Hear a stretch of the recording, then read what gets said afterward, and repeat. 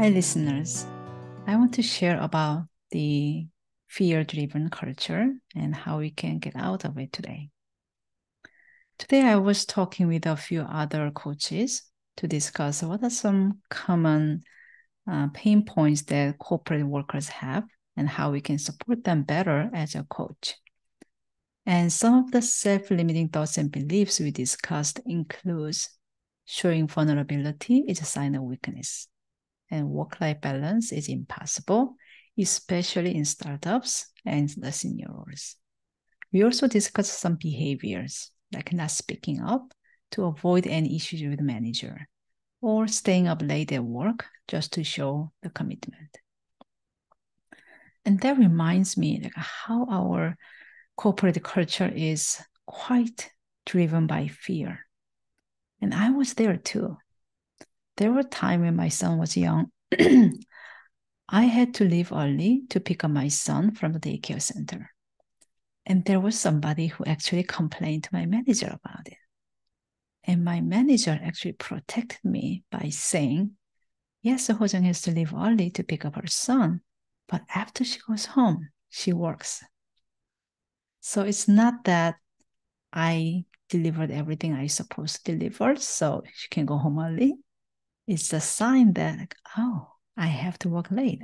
Even after I go home in the evening, I have to get back online and have to work.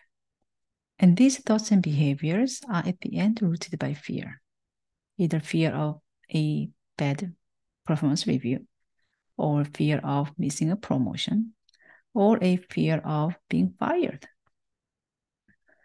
But like working hard doesn't always end up the result that you want. Who heard this? Well, it's not about how much you work, how long hours you work. It's about the impact you make. Well, the impact you made is the level of impact I expect for your level. So yeah, you did great work, but I don't think you deserve a good performance review or promotion. Some managers actually use it as a management strategy.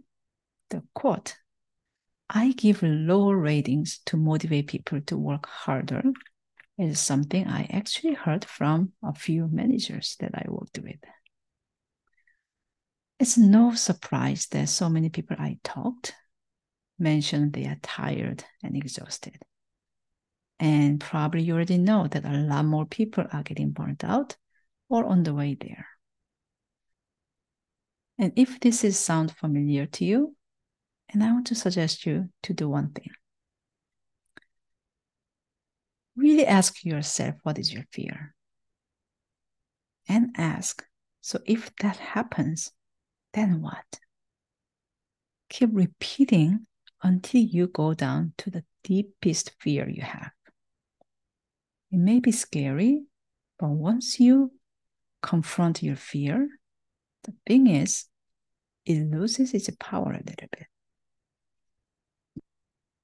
Do you remember the Wizard of Oz story? The fearsome wizard turns out to be just a man behind the curtain. Facing your fear can have the similar effect.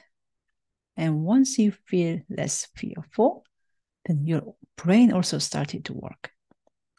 When you are in a survival mode, like when you face a lion, then actually your brain stops most of the functions except a few functions that's crucial for survival.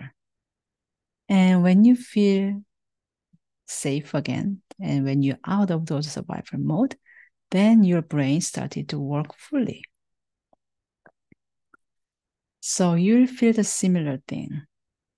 A few of my colleagues over time who were in this survival mode, very angry, very working all the times and have these anxiety moments, told me this. There are only two options. Either I suck it up and live like this, or I have to quit.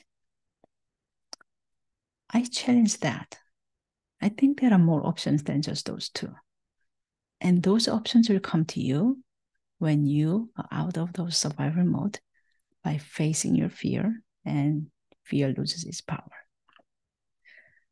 Are you living in a fearful life?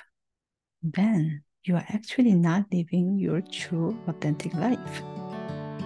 Embrace the courage and reclaim your life. Thank you for listening.